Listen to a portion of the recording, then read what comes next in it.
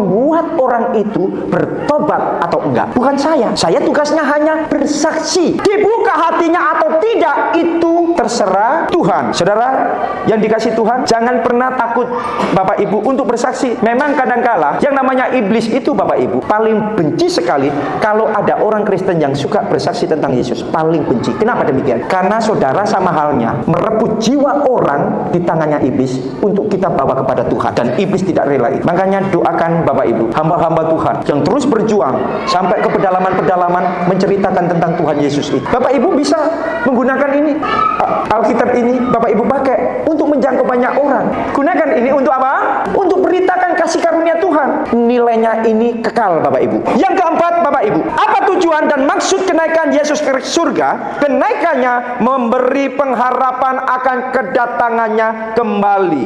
Perhatikan ayat yang ke-11, Kisah Rasul 1. Di situ malaikat berkata kepada mereka, "Hai orang-orang Galilea, mengapakah kamu berdiri melihat ke langit? Yesus ini yang terangkat ke surga meninggalkan kamu akan datang kembali dengan cara yang sama seperti kamu melihat dia naik ke surga." Luar biasa ya.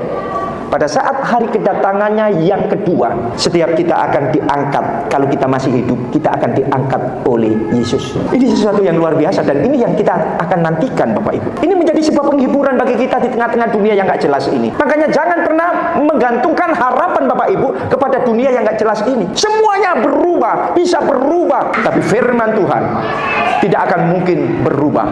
Dulu, sekarang, sampai selama-lamanya tidak akan mungkin berubah. Amin. Mau terangkat ke surga Bapak Ibu? Luar biasa ya. Makanya biasakan untuk bersekutu dengan yang mengangkat. Kalau saudara nggak suka, pasti malu nanti ya, pasti malu. Jadi ada perbedaan ketika malaikat ini menegur murid-murid yang orang Jawa bilang melongo. Tahu melongo? Ketenggengan. Hebat ya. Wih, bagus ya. Malaikat tegur. Kenapa orang-orang Galilea kau melihat terus ke atas? Yesus yang sekarang ini naik ke surga, dia akan datang kembali dengan cara yang sama. Maka di situ mereka, Tuhan perintahkan, pergi, sampaikan, beritakan, bersaksilah. Mereka tidak lagi terpaku di satu tempat itu. Makanya berapa murid Tuhan Yesus? Ada 12. Yang mati sia-sia, siapa namanya? Yang 11 matinya gimana? Menderita enggak Bapak Ibu? Iya, 10 mati syahid semuanya. Betul ya? Ada yang digoreng, kan gitu kan? Yohanes itu digoreng loh, tapi nggak mati Bapak Ibu. Yohanes Rasul ya, nama Yohanes kan banyak sekali. Yohanes Rasul itu digoreng Bapak Ibu, nggak mati, dibuang di Pulau Patmos. Disitulah dia menerima pewahyuan dari Tuhan, sehingga dia bisa menuliskan kitab Wahyu itu. Ini sesuatu luar biasa. Murid-murid Tuhan semuanya itu mati dengan cara yang sadis. Makanya kematian dengan cara apapun dan bagaimanapun, kalau di dalam Tuhan Yesus, bukan penentu dia masuk neraka atau masuk surga. Banyak orang, matinya enak ya Bapak Ibu. Orang itu loh tidur kebablasan langsung mati, enak ya. Padahal dia bukan orang di dalam Tuhan Yesus. Tidak pernah enak Bapak Ibu. Jangan sampai cara kematian seseorang kita jadikan ukuran orang itu masuk surga atau masuk neraka. Dulu saya menggali kubur Bapak Ibu di kampung. Ada orang yang meninggal, itu tetangga, dan dia bukan orang yang percaya kepada Tuhan Yesus. Nah, pada saat dicangkul Bapak Ibu, yang namanya tanah itu berupa pasir dan enak, nggak ada kendala sama sekali ketika cangkul. Saya ikut itu. Lalu orang-orang yang datang berkerumun itu menyimpulkan, Bapak ini enak ya, ini tandanya dia masuk surga. Loh, kenapa? Kuburannya nggak ada halangan ketika kita cangkul kuburan itu, dilapangkan ya jalannya, kan gitu kan. Lalu tidak lama kemudian, 1 bulan kemudian, ada ibu-ibu yang mati ketika cangkul tersangkut banyak akar-akar pohon-pohon Bapak Ibu. Makanya ibu ini saat hidup cuahatnya bukan main, makanya mati loh kayak gini ya, kena asap ini. Susah sekali yang namanya cangkul tanah itu, sehingga dalam-dalam seperti itu. Nah, ini orang menentukan masuk surga berdasarkan cangkulnya.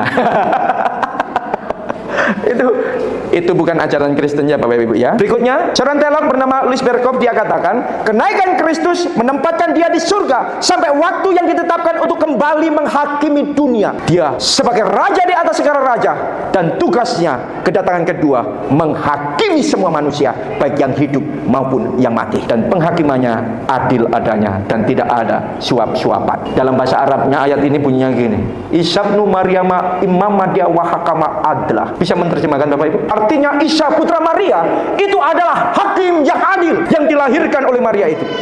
Ya kan? Jadi sebelah aja mengakui seperti itu. Siapa nanti yang mengadili? Isa bilangnya gitu ya.